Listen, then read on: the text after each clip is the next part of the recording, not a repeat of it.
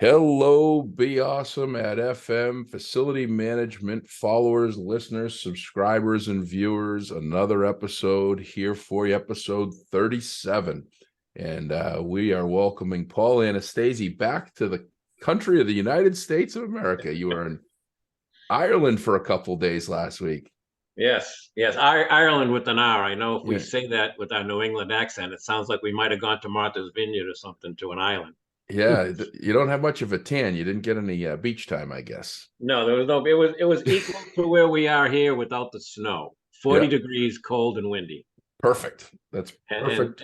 just for the record, I travel with my cousin and her husband all the time, and I was a no vote. I Yeah, voted for Key West or Aruba. yeah. Somehow we ended up in Galway. So That's they quite got the stuck. that's it's quite the variance. You know, you Yeah, got I'll Key say. West, Aruba, or Ireland. And I lost a 3-1 vote. I don't get it. Yeah, well, that's hey, yeah, you should have known. You should have known that Ireland was a place to be. So I actually want to go there someday, and I'm probably not anytime soon, but that's on my list of things to do. So I'm gonna pick your brain offline on what to do and where to go and all that fun stuff. But on this episode, we're not going to talk about Ireland too much. We might get into it a little bit. We're going to talk about an awesome guest. If you listen to episode 36, we had Brandon Chabola, who had a pretty incredible story from basically from a groundskeeper at the district to facility director and making his way up the ranks. And we got done with the podcast, and instead of him talking about the awesome job he did and everything else, he said, you got to meet Lisa Trayter. She's got an incredible story. She's director of facilities in a school in Pennsylvania. You got to have her on the podcast. And so I reached out to Lisa. I talked to her. And as he said, she's got a great story and she's doing some awesome stuff in her district. So made some time for us here today. Lisa, welcome to the podcast. Thank you. Thank you for having me. I'm excited. Yeah. And this is your first podcast. Absolutely first one.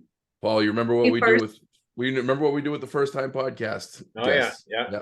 She's gonna get it. Yep, Oh, be ready. no. Then watch behind you. There's gonna be someone with the pie at some point. Yeah. So that could be true. I have 3 daughters. They're always pulling pranks See? on me. well, welcome. And if they jump in, that's okay. This is go as you. What do we say? It's hot mic, as we say. We could go with what comes along. And so, Lisa, let's start out with, I've come up with this kind of, what day did you wake up and say, I want to be a director of facilities? Was it right when you started school? Was it when you were 22? Tell us. I think it was like shortly out of my mother's womb. Yeah. I was like, this is what I'm going to do, and I'm going to excel and I'm going to be the best at it.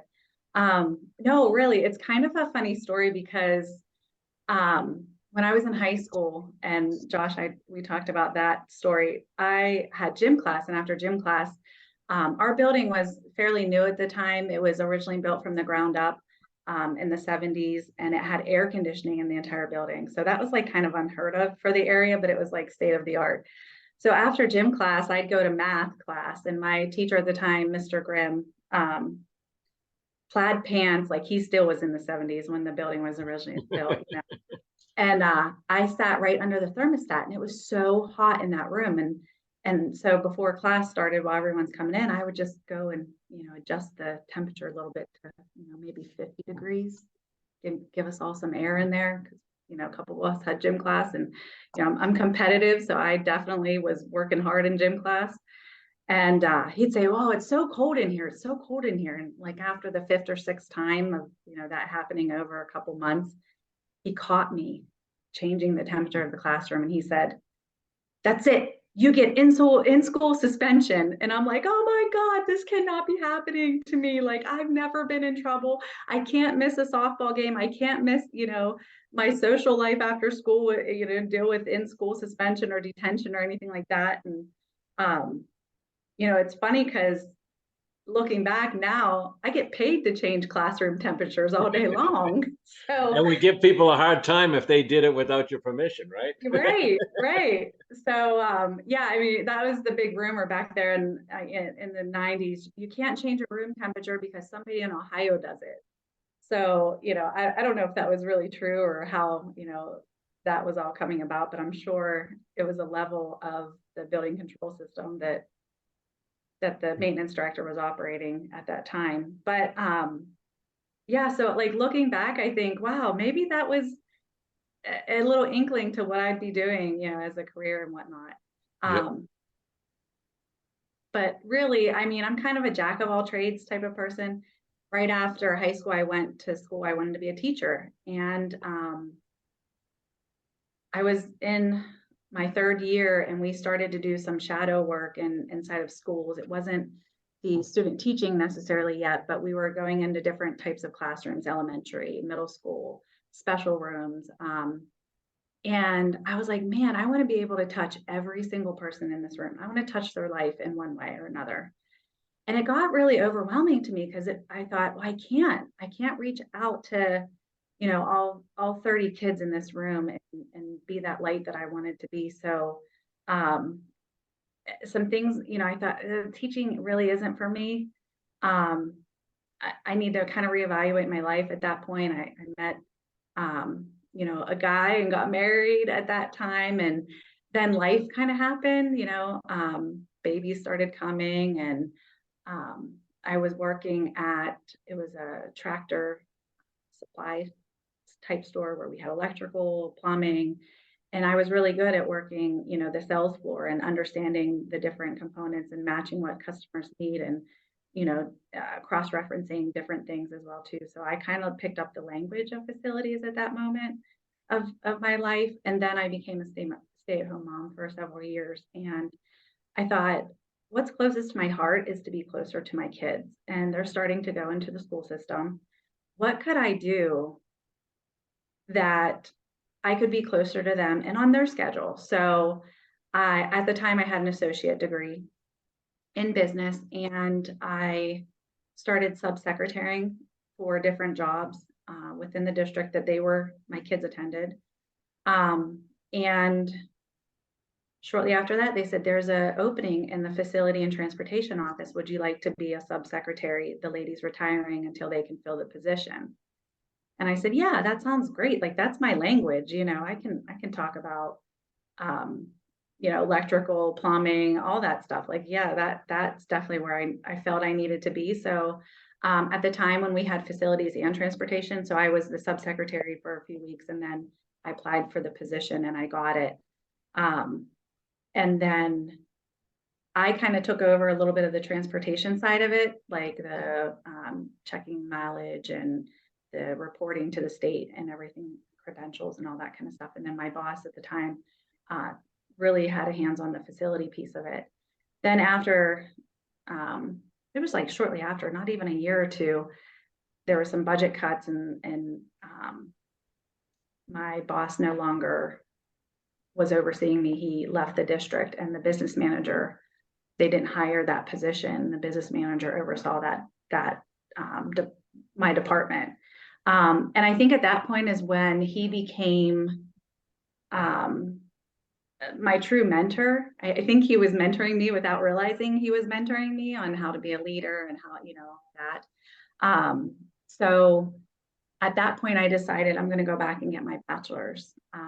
It's just something I felt very called to. I remember, you know, I was 8 years old and my mom, she was an RN and she went back and got her BS. And I remember 8 years old being like, I'm so proud of you. This is so awesome. And so at that point in time, my kids are like the same age that I was. They're watching me, you know, doing the studying in the evening, taking tests and then I got my bachelor's degree. And at the same time of that, I was studying for the Pro FM credential, which was just as hard as my bachelor's, you know, my business administration bachelor's degree. And then they decided to post for the position as a coordinator, and I took that for a few years. And then they decided once the business manager retired that they needed, you know, to have a separate director's position, and I applied for that, and I was very fortunate to get that position. So I've been in that position coming up on it's been 4 years. So coordinator for a couple years. Paul, I know you're going to dig into some transportation questions, but before you do, Tell us a little bit more about the school. How many buildings, how many students, how many buses were you managing or overseeing? And I might have missed it, but are you still doing transportation as well as facilities? Yeah. Okay.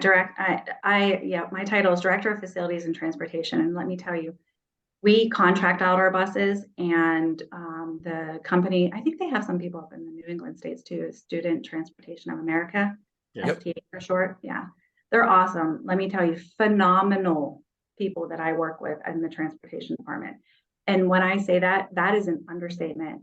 The operations managers there and the dispatcher, the assistant manager, they are phenomenal. They know these rural roads from beginning to end.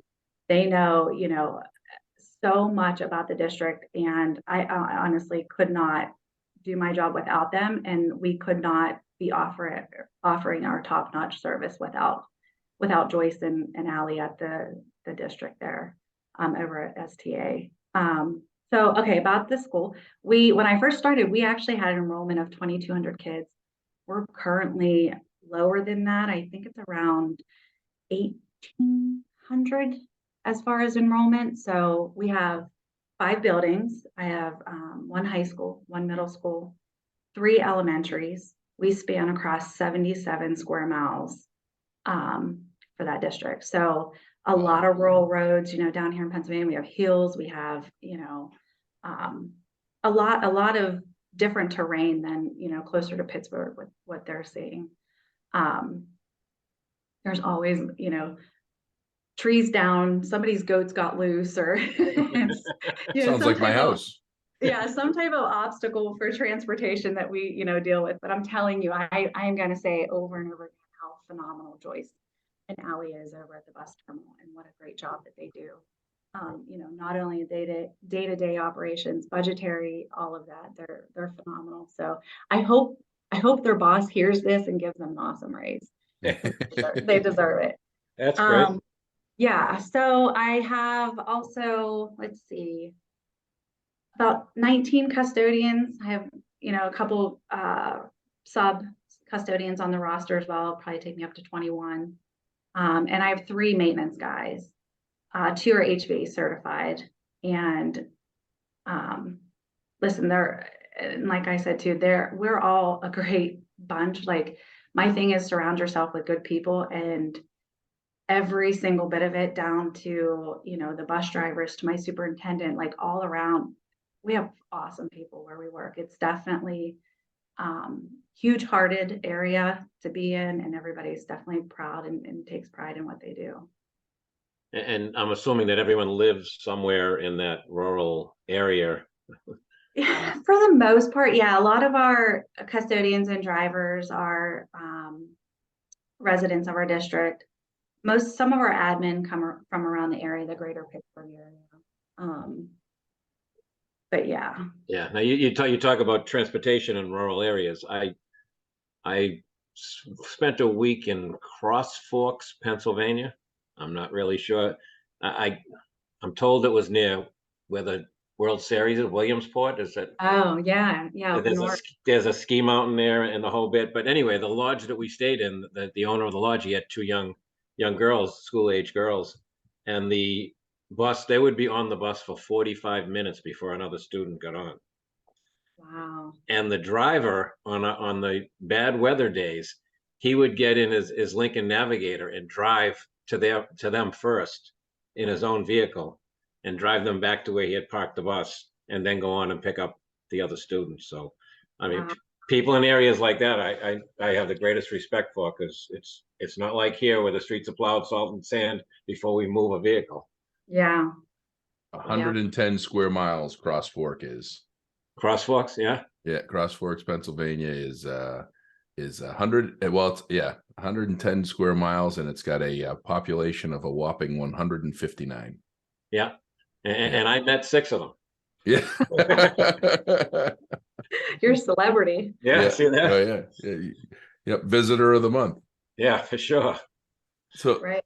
So I'm amazed at the route you took. We asked most people the same thing. When did you decide, you wanted to be a facilities manager? So like in the hockey world, like people that wake up and decide they want to be a goalie, Why do you want someone shooting a puck at 90 miles an hour at your head? I don't get it. Some days our world is the same. I'm thinking from what I saw, possibly a teacher, the supply house job, but I'm thinking that the stay-at-home mom got you the most experience for what you're doing. Because I'm Yeah, talking multitasking, watching over the subordinates to make sure that they're taken care of, controlling the environment that they're in, meals and transportation. right. It was all right there. Okay, I operate wonderful in chaos. It's like, yes, let's the closest target to you, let's shoot it, let's get it out of the way and move on to the next. And I tell people that when we go into snowstorms, or recently we had a deep freeze in a couple of buildings that I'm working in, we had flood situations. And if you can't thrive on that, you shouldn't be a facilities director, at least Yeah. in New England or in an area where we have this weather. If I was a facilities director in San Diego, I think life would be easy. I could sit back and file my nails all day and Yeah. sip coffee. Yeah, I know our terrain's tough. Like there's flooding all the time. A lot of our boroughs and our towns are in river towns. And so flooding also is a component. Other people would say, I can't believe you're delaying school when like we're not. And it's like, but you don't understand. There's numerous roadways that we can't even get to kids, to get them picked up for school. So if it gives Right. us, a couple hours to get, PennDOT or the river to, to not be flooded or something to get taken care of, that gives us time to get to them. And you have to have the staff there once the kids get there. So it's not just getting the kids to the building, it's all the staff that has to get there on their own without a bus. Yeah, yeah. And I mean, the trains, there's railroad crossings everywhere. And for transportation, that's a nightmare in itself. So, but yeah, I mean, that's about, you asked about, how many buildings, our enrollment, square miles. So which is your largest headache, should I say? Is it transportation with the roads and the weather and schedules? Transportation could be my largest headache if it wasn't for Joyce and Allie. I'll say them again too. I think we should interview Joyce and Allie. I know, right? They should be here. They would be the one. Yeah, your rating wouldn't be clean anymore. Okay, there you go. Transportation's a beast. I say that like it's really a beast to handle, but they do a phenomenal job. I don't really consider any part of my day a headache. I love what I do. Like I wake up, I love it. I've created a culture, I'd like to think, where everybody likes to come to work and everybody likes, and just that sense of community. I think that, a lot of places have lost over time. Yeah. Yeah. Go ahead, Josh. Yeah, the one thing that I'm really enjoying with these latest episodes, Paul, and you and I are dinosaurs. I mean, I've been in this business for 27 years, and when I got started, and for a period of time, the facility director, especially in education, specifically in public K-12, it typically started as a custodian that made their way up the ranks with the facility director, and many of the times, that person didn't do a lot from a professional development growth standpoint, a licensure standpoint, or a degree standpoint. I think part of it wasn't available, right? The facilities management degrees weren't out there in the 80s and 90s. And what I'm loving is just listening to, like, and you got 3 kids, like you went to school to get your bachelor's and to do all this stuff, and the learning and the Pro FM certification, which is very difficult. I'm just so grateful to hear that there's just so much, like you put a lot of work in behind the scenes to be the professional that you are, that most people probably don't even see, and maybe even wouldn't consider to think that you did. Right. And that's really cool. And Thank you. how hard was that? I mean, when you did the certifications and I'm assuming that some of that, if not all of it, was while you were a mother of 1, 2, or 3 kids. It was very hard. It was very difficult. And it was hard. I think the biggest piece that was hard about it is resources available to me. So, you know, how do I say this? So I didn't at the time have this extravagant life where, you know, I had a new MacBook or, you know, anything like that. Like I asked for permission from the school. Can I use my work laptop to do my studies, you know, from? So I think, you know, that was that was probably the hardest part, you know, eh, living in a rural home, internet stunk. Yeah. You know, like the speed, like the resources piece of it. But let me tell you what superseded all of that is the support that I received from, you know, the girl's father. He was very supportive of, you know, me going back to school. And, you know, he knows that when when I get into something, I put my absolute best into it. You know, people would always say, "Don't go overboard." Don't. I do. I don't know what to say. Like I go overboard. Like if I'm feeding 5 people, there's going to be enough food for 10. You know what I mean? So, you know, his support was definitely something pivotal that I don't know if it wasn't for him if I could have, you know, done that. And the girls' support at the time, they were young, they didn't realize, you know, mommy can't do this or that. Like there's times I remember like having the laptop in front of me and having, you know, cradling somebody, you know, on me Yeah. trying to listen to a lecture and they're just like, they just want that, you know, mom time and stuff. Or, you know, I missed out on things that, you know, taking them to birthday parties or, you know, and I would say, I need to do this for an hour and then I'll meet up with you guys at the birthday party. And my kids are very active. They were active with 4-H, they're active with, you know, sports and different things at the time. So I definitely, if it wasn't for the support of the girl's father and, you know, the girl's understanding that this is just what mommy needs to do and it's going to pay off in the end. Um, and I think all around it made us, all 5 of us, so much better. You know what I mean? Yeah. So much better. Even at the time when you felt like you're giving things up, but in the end, we're a tight knit family. We're definitely, you know, we're in 2 separate homes, but we're a tight knit family, and we definitely are supportive of each other, and the respect always comes first. You know, and then along with my parents. Well, there goes that internet connection she was talking about. Uh-oh. I don't think it's got any better. No, we'll see if it comes back. We'll give her a second to come back. I think it's absolutely phenomenal to hear the story, to hear how she's got to this point. Yeah. And my next question, if she comes back, is: do they have a facilities organization there? Do you know, Josh? They do. That's how Brandon is. They're going to have, it's a Western Pennsylvania Facility Directors Association. So I'm this whole conversation with Brandon and with Lisa was started because they've booked me for the keynote in May, just outside of Pittsburgh for their event. So we've lost Lisa completely here. She's So probably gonna pop back, log back in. She's pretty resourceful, as we could tell. So yeah. I think she's figuring it out here.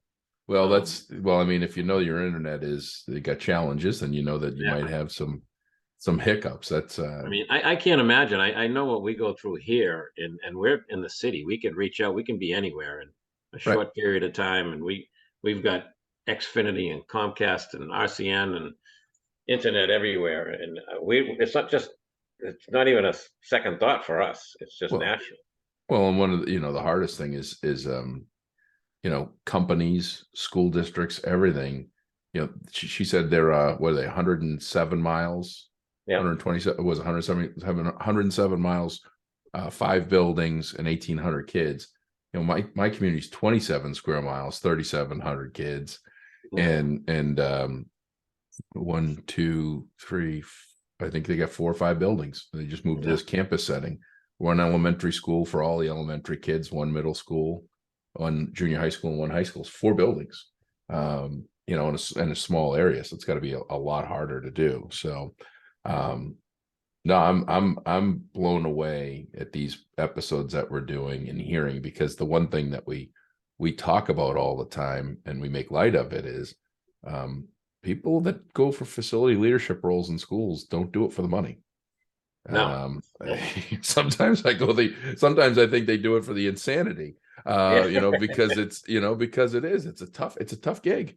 Yeah, we say you don't have to be crazy, but it helps. Yeah, no, absolutely. Absolutely. You know? So, I'm going to just message her real quick and see if we can, see if she's getting back on, or if we've got bigger challenge here. So give me one second. So maybe there was a power outage. We got to ask her if she has a generator in her house. Yeah, that could be. I know I would if I lived out there. Yeah. Yeah. No, it's let's see here. Technology. Yeah. We don't know how to live without it until we have to live Until you without don't have it, right? Yeah, right. I had a flight.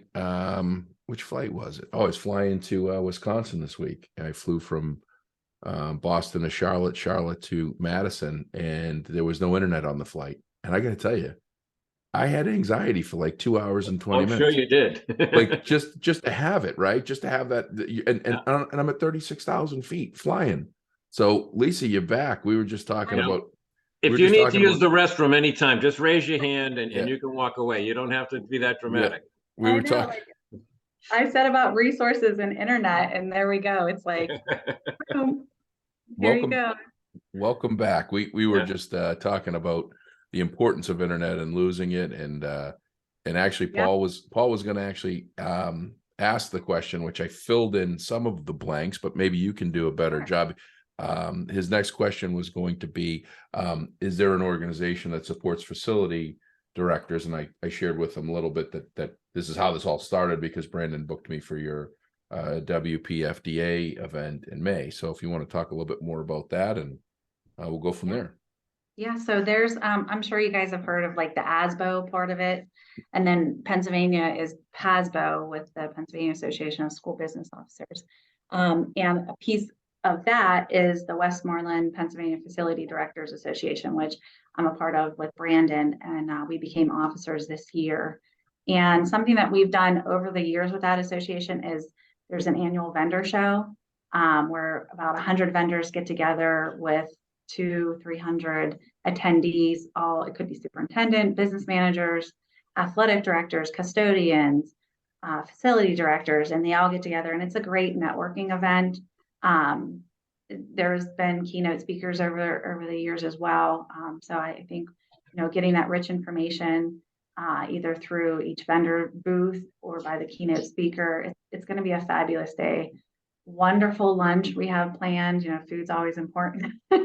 Yeah. Well, too. So yeah, I'm really excited. We're moving the venue.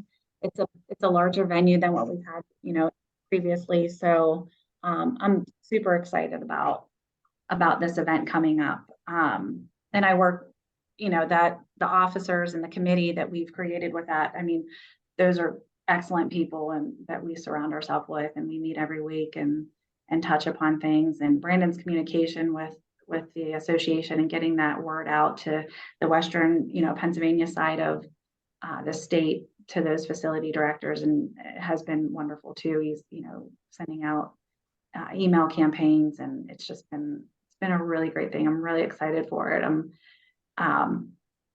like, yes, this is the one time a year when all the facility managers say, okay, my world's going to stop today, and I'm going to go and really get, enriched in this information, and take it back to our districts, and we share with them. And it's such a great thing, because sometimes at the beginning, our struggle in Massachusetts was people thought that they couldn't get away for that time.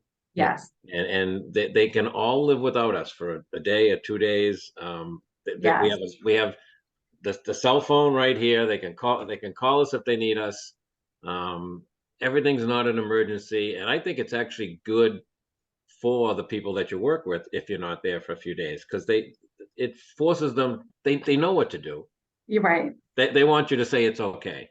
Right. Yeah. Sometimes I feel like just my presence brings paralysis. Yeah, right, exactly. I mean, and I noticed that if you don't answer their call right away and wait 10 or 15 minutes to call back, they say, "Oh, we got it. No problem." I knew you knew what to do. You're all professionals, and you all have that same goal. And so it's, I don't know. So many guys think that their boss won't let them go.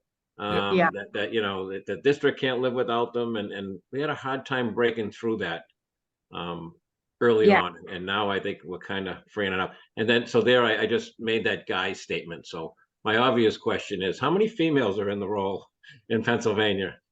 Well, not many. Yeah. I'm seeing more and more getting involved. I mean, I knew of one and she retired, and actually her and I went to the same high school, but she went, she was just a few years older than me.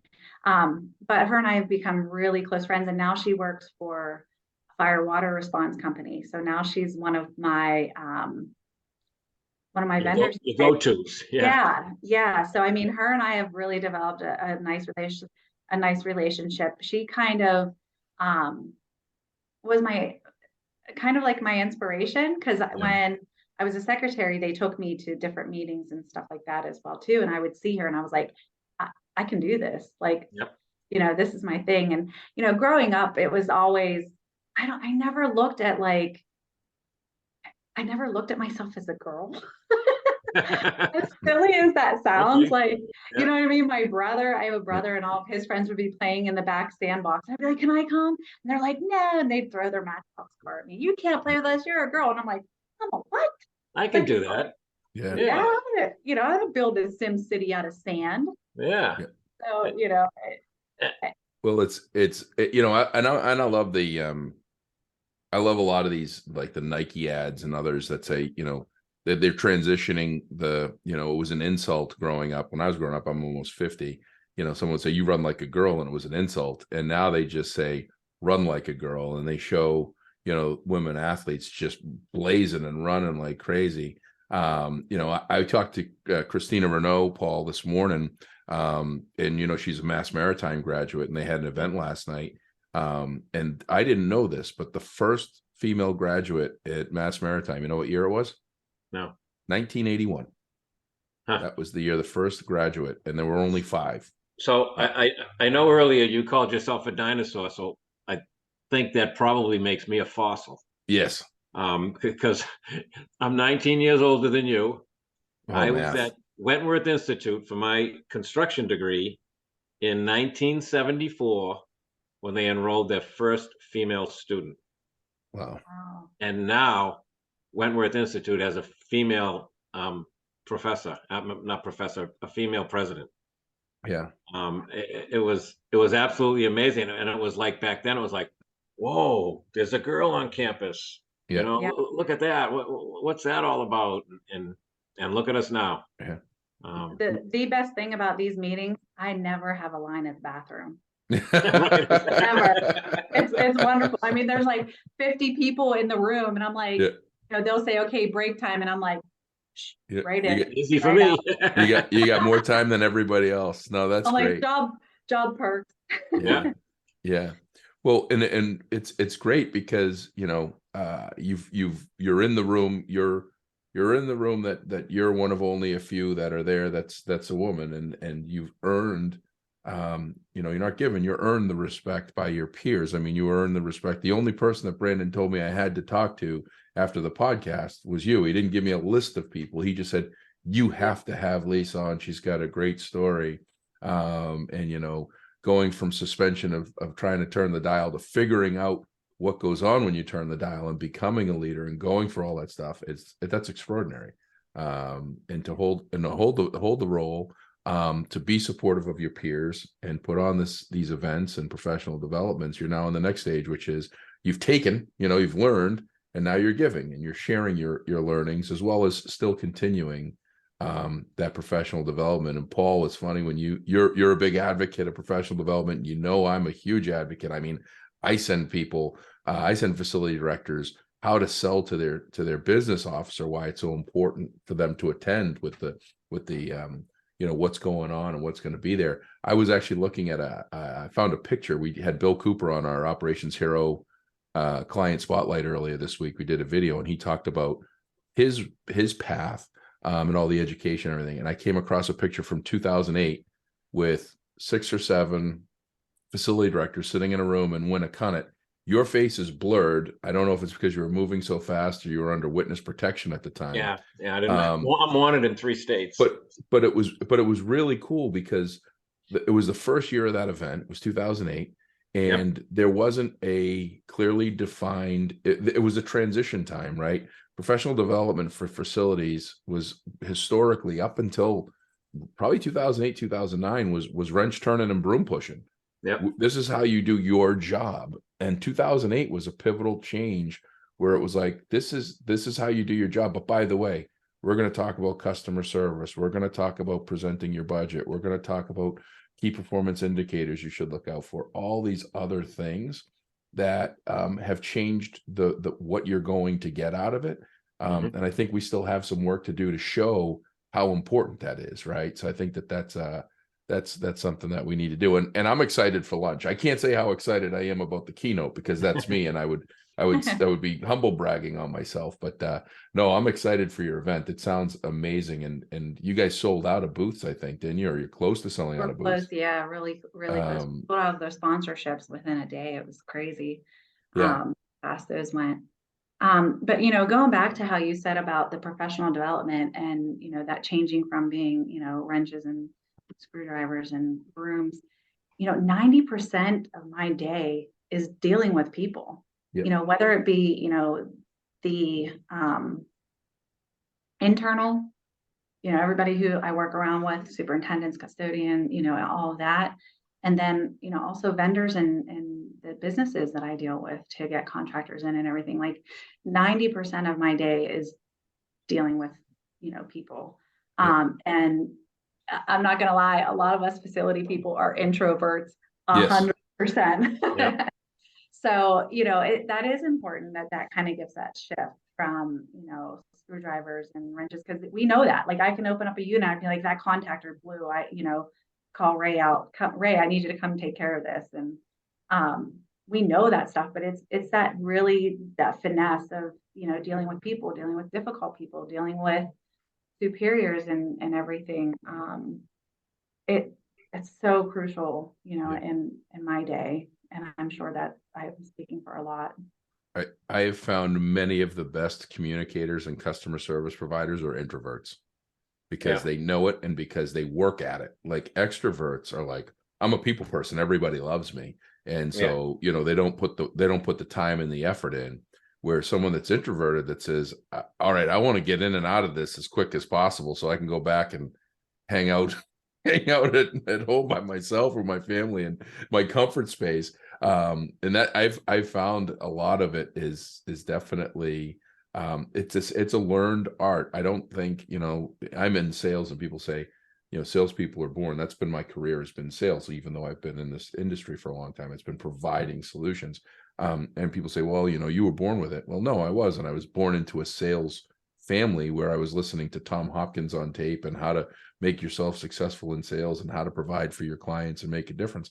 I was listening to all that stuff at age 4, while most people were playing with toys and listening to wasn't Barney, Sesame Street or whatever. So I was getting trained at an early age. I just didn't know it, and it takes work. So hats off to you. And it is you have to justify budget to your leadership. You have to get your team to understand why it's important that they start tracking the things that they haven't tracked in the past, and realize that we live in an environment where showing your work is more important than doing your work, because this field is behind a curtain.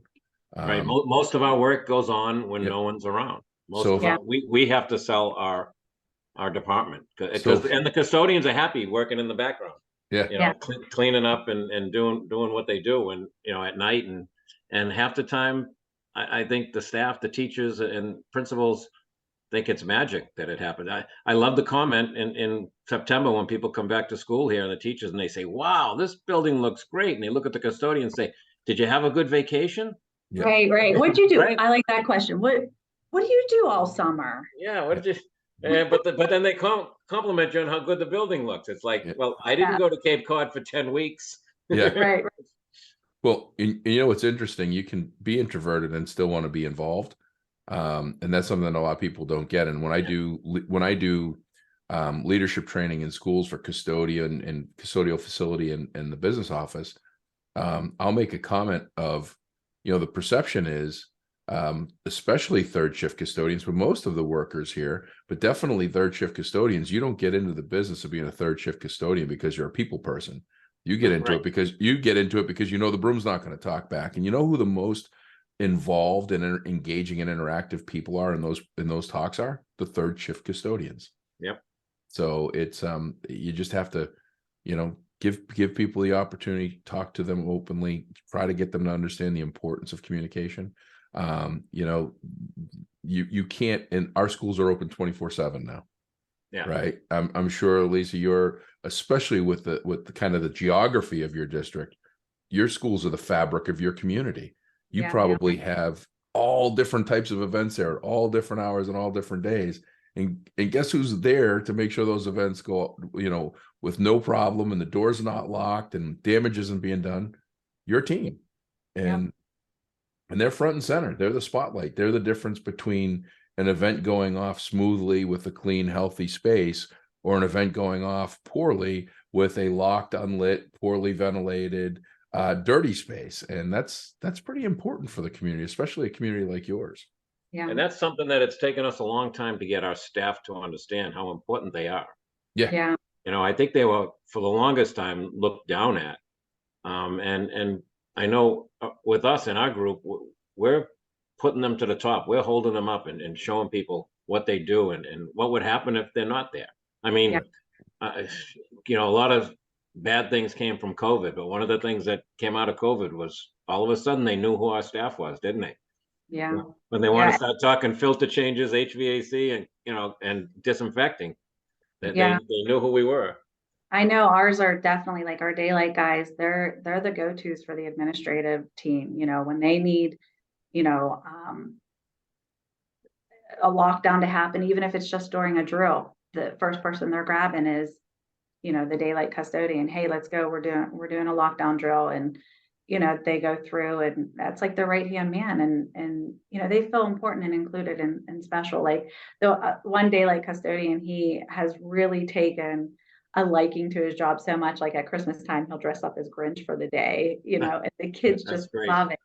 And it's like, I love to see that involvement because, my other thing that I say is we're here because of the kids. And so, we are definitely focused in the kids come first. Everything is the kids, what the kids need, they come first, and then our occupants, are second to that. So I mean, I have a phenomenal team. I can't, when I say I surround myself with good people, it is professionally, personally, definitely. It's something I made sure that 10 years ago I was gonna, make this happen and create a culture where, we all surround ourselves with good people and positivity and I just had this conversation this morning, Josh. I was doing my mentoring with our good friend Z, and last week there was a private school a couple of blocks down from the public school that he's working in, and they had a bomb scare. Elementary age school kids, and the public school is their safe space. That's where they transfer. So they had to empty their building. And so he took control of the public side and he called over to the private school and said, send your custodian down. And the principal said, I'm not sending my custodian down. We're all coming down. We're leaving him behind. He's going to take care of the building. Well, if there's a bomb scare in your building, it says something if you're just going to leave your so much for going down with the ship, Captain. So he said, no, he said, your custodian needs to be here at the door when your kids get here, because that's one of the faces that they know and they're most comfortable with. Send your daytime custodian down here and so he can greet the kids. Leave the doors unlocked and just leave. That's just go.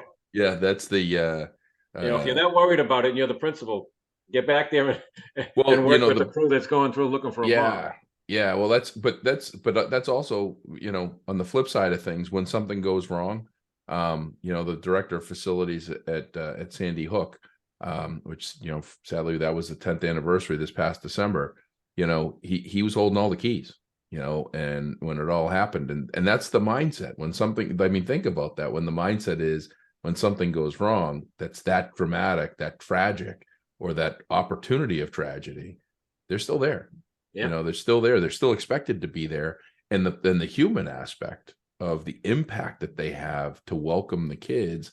And Lisa, you're spot on about being for the kids. And I don't know how many kids you have in your district that are in this situation, but I talk about, and a lot of the reason why Be Awesome came to the way that it did was because I had a chance encounter with a guy named Santa Claus in North Pole, Alaska in 2018 that had me do some homework.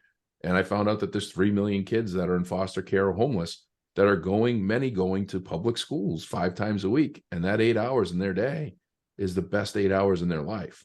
And that impact outside of curriculum, it's how they feel, the environment they're in, the safety that they feel, the security that they have, that gives them hope in an otherwise hopeless life. And that's pretty cool. So, hats off to you for making that work environment to your team so that they get to come to work, that they don't have to come to work every day. Yeah. Thank you. Well, this has been fantastic. I'm just so impressed that all that you do and all that you've done to get here to be able to do what you do. Before we go, I'm gonna give the details of your event in case we do have a lot of Pennsylvania listeners. If you are within driving distance of Pittsburgh, the Western Pennsylvania Facility Directors Association, the WPFDA, which is part of Pennsylvania ASBO. It's a component of it for the facility professionals in public K-12 from 8 a.m. to 3 p.m. on Wednesday, May 3rd at the Monroeville Convention and Event Center. And that's in Monroeville, Pennsylvania.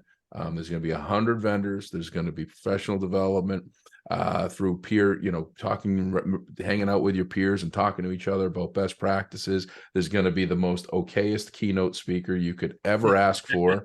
I heard he's pretty awesome. And I found out that there's going to be an even equally awesome lunch that I'm going to stick around for. So for more information, can they reach out to you, Lisa? And Yeah, absolutely. you connect with Lisa, and you're on LinkedIn. I'm not sure how active you are. You and I just kind of recently connected, so I haven't done my normal stalking of how active you are. But what's the best way for people to get a hold of you, follow you, learn from you? Yeah, LinkedIn's awesome. One of the best ways. I'm terrible with social media. I probably could hire an assistant to do social media managing for me because I have a small business on the side that I do things as well too. So I'm really bad with social media, but LinkedIn's a really good. You can message me through there. My email is probably the best. TrayterL@yawksd.net. It's on our school website as well. It's YOUGHSD.net. But yeah, that's definitely probably the two emails, probably the best communication. I see that first before I would see a message on LinkedIn or something. But yeah. We'll put your email in the show notes, and it's Trayter. It's TRAYTER L, and we'll put that in the show notes for folks to get a hold of you if they want to get more information or have a question or just connect with you. And really appreciate you giving this time. We had a rare occurrence where I had and I've had to make a few calls today saying yesterday I think I had some sleep deprivation. I had a nightmare of a flight home Wednesday, no issues. It just took really long. We were supposed to do this podcast yesterday morning. I don't even know if I told you this, Paul. My golf case that's closing in. It was like 18 conferences away from hitting 1,000. Got destroyed. Oh. The Be Awesome golf case got destroyed, and I had to make my first baggage claim, which I didn't think would be that difficult, and it turned out to be a rather tedious process. And then I got on 90 heading out of Logan, and the tunnel was shut down. So nice. it was back roads and baloney for the next forever. So I didn't get home until 2:30, and then Pippi the Wonder Dog was up at 4:30. We got an almost 18-year-old. I don't know if I told you, Lisa. Yeah, Terrier. Yeah, aging dog that goes everywhere, but outside. So anytime I hear her up, I try to run and rush outside to save a cleanup. And after that, it was lights out, and I was junk. Very rarely does it happen, but I think I've had very little sleep this week, and you were able to reschedule. So really appreciate you accommodating me on this rare reschedule. So, but we're going to look forward to meeting you in person. I say we because I'm. While I've failed miserably at getting Paul to come to New Jersey with me, I'm going to try valiantly to get him to come to Pennsylvania with me. And so we look forward to meeting you in person. Actually, just 2 short months. So, have you been to Pittsburgh before? oh yeah, yep. I have not. I rode the is it the gondola just outside of Pittsburgh? Goes up the side of the mountain to all those restaurants. Oh, yeah, the incline. The incline. Yeah, The incline. yeah, yeah. It's got some great views. Pittsburgh, downtown Pittsburgh is a very interesting city. I haven't been there in a number of years, but it's like one of those rare cities that basically shuts down when work shuts down. There isn't, it's not like wild nightlife stuff. It's just like, it's very much a working city. But Heinz Field. I've been to Philadelphia and Crosswalks. Yeah, that's so now we got to cross that off the bucket list. I won't say the comparison of Philly to Pittsburgh. Yeah. No, Pittsburgh is great, and Heinz Field is beautiful. Other than the fact that the Steelers play there, so that's I talked to a Steelers fan yesterday, or Tuesday. He's lives in Kansas City of all places. So I was going to say they're all over. They really are. Dedicated fans for life. So. But appreciate you giving us the time today. Yeah, I appreciate you guys too. Thanks for hearing my story and hearing my voice and getting things out there. And this might just be part 1. You might want me back for part 2, 3, 4, absolutely. 5. Well, my brain's already thinking that we need to have a live episode at your event. Maybe just do a little something. Yeah, do a live episode and get you and Brandon and some others and just kind of sit around the table and talk about the event and showcase it a little bit. Oh man, the Brandon and Lisa show that might not need to be live. I think it does. I think it needs to be live. No editing needed. So no, really appreciate it. Paul, did I cover all the bases there? Is I cut it short on I didn't give you an opportunity to ask any last questions, but I know that's what I was gonna say. Any other questions while you have me? No, we can get in touch with you. We know where to get in touch with you now. And maybe we will do a sequel. Who knows? Yeah. Right. But Josh is a little behind. I think what he's avoiding here is at most of our episodes he gives a shout out to a custodian or facilities worker that flies under the radar and does great things. And the last episode, he was a little short. He didn't have a shout out. So I think he owes us 2 in this episode. I actually had a technical difficulty and I just didn't want to share that because I am not a technological wizard of sorts. And so I had it. I didn't have all the facts and figures in front of me. So I'm going to open with who was going to be last week's shout out, which actually isn't a facilities worker or custodian, but it's actually 3 students. Paul, you've seen this story and it's amazing.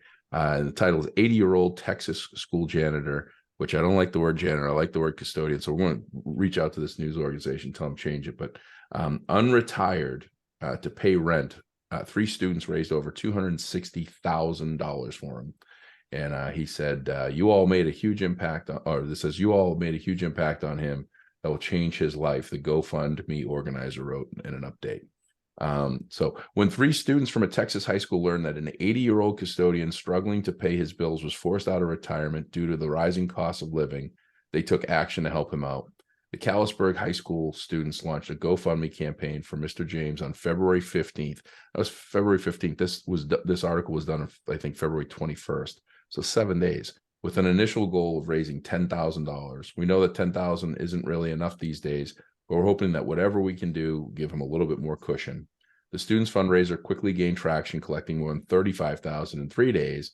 And as of noon on Friday, the fundraiser has amassed more than $260,000 from 8,000 donations. Thanks so much to everyone that's donated. Spread the word. Mr. James, you all have made a huge impact on him that will change his life. Mr. James came out of retirement in January after his rent increase, according to KTEN. Sounds like a pretty awesome guy, Mr. James, and that people recognize and realize that he came out of retirement to basically to survive. And as of today, he's at $270,905 raised. Wow. Pretty awesome. I met 92-year-old Clyde in Pinellas County, Florida in December, driving a front end loader. Now, whether it's money or not, that guy loves what he's doing. He's the oldest facility professional I know, and everybody there, 92, Lisa, I know. excavators, front end loaders. They even the younger drivers all say he can run circles around me. So Yeah, I had an 89-year-old custodian retire 3 years ago, yeah, and he still to this day could run circles around a lot of us. Yeah, pretty- I had 86-year-old Ernie. yeah, I had an 86-year-old. Yep. it's pretty like, amazing. I said, "What's the secret? You got to tell me a secret." He goes, "I don't stop. Yeah, Yeah. I don't Right. sit down and watch TV." He said, "I don't stop." Yeah, he's amazing. yeah. We still keep in contact. I still invite, like, "Hey, we're having a meeting, but we're gonna have lunch. You want to come in and stop in for lunch?" Like, he's still very much part of our family. So Very cool. Well, I'm doubling down today, Paul. Okay. That's what I'm doing. So today's is this is the flip side of that. The title of this article is High School Custodian Funds Scholarships with Saved Wages. Being a custodian in a high school really changed my life, said Love. Made me think differently to see the mindset of the children in the urban community. This is in St. Louis, one of our new favorite places to travel, Paul, Missouri, great state of Missouri. I'm actually going there this upcoming week. So St. Louis, this is from April 6, 2018. St. Louis, you could say one of school's trash is another man's pleasure. Very, very shiny floors, said Vashon High School custodian George Love. I take pride in my work, but Love is more than just good at his job, at the job he's paid for. Above and beyond his duty, said physical education teacher Tim Johnson. He's a man of character, and students and staff agree. Love is an asset to the building and lives up to his last name. A lot of people come to Mr. Tubbs for motivation, but now I come to Mr. Love for motivation, said Vashon baseball coach Darius Tubbs, who enlisted Love to help motivate his team after receiving one-on-one encouragement. Being a custodian in a high school really changed my life, said Love. Made me think differently to see the mindset of the children in the urban community and the challenges they face, he said. It made me say, I'm going to give something back to these kids, show them that they're worth it. For years, he and his wife have run a nonprofit that he admits has never seen a single donation, giving out juice boxes and other small supplies to people in need. Last spring, this self-described man of prayer said he felt called to invest in the lives he sees from behind his broom. When it came to me, I knew that I would have to save the money, Love recalls. Working for less than $12 an hour, Love decided to start and fund his own college scholarship for graduating seniors, saving up enough to give not one, but 4 Vashon students $500 each to help pay for college. Coach Tubbs helped select the students based partly on grades, but also on effort. Senior DeMarco Hodge plans to study nursing and said the money will help him buy a computer for class. I feel like this is the start of something new, said senior Christopher Dudley, who has his sights set on studying computer science. He said he's going to take the scholarship and run with it. I hope this morning is something that can inspire them for the rest of their lives, said Love.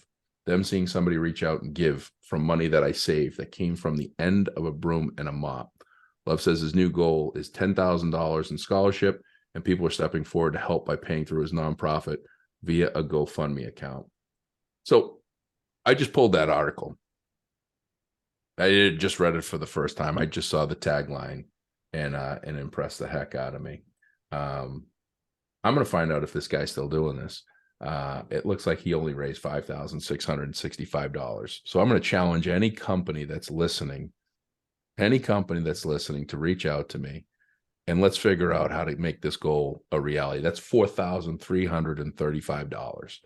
So I'm going to do some homework. I'm going to look and see if Mr. Love is still around, because it looks like the last donation was 22 months ago. But Paul, I love doing this stuff. I know you do. Dig into it. I love I don't plan it. I don't do it. It just makes sense to me. So any company that's interested, I will guarantee you that you will get a return on whatever you decide to give. If you're a company and you give $2,000 or more towards this scholarship, I will give you in the lower 48 states, I will give you 1 day of free professional development. That's my promise to you. I'll come out. I'll do Be Awesome talks. I'll talk to your team. I'll talk about sales of whatever you guys want to talk about. Other than in any of my secret intellectual property in the back of my brain that I never remember anyway. But let's figure something out. Let's figure something out to help this man get to his $10,000 goal. So I think this is just really cool. So I got to find out if it's actually still active and if he's still around doing the stuff. But if he is, I'll work out something. So reach out to me, josh@beawesome.com, josh@beawesome.com, and let's come up with some sort of plan. And the last thing, Paul, do you see something I'm not wearing? Yeah.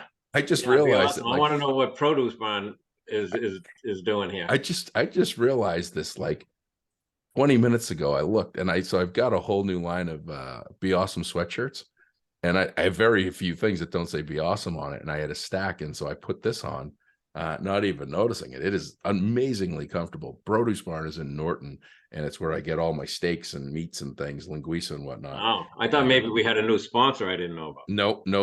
So no, it's I love the place. So you'll get me back on the Be Awesome gig. So but that'll do it from here. We're gonna work on this Mr. Love scholarship, so stay tuned. But reach out to me with getting more information of that.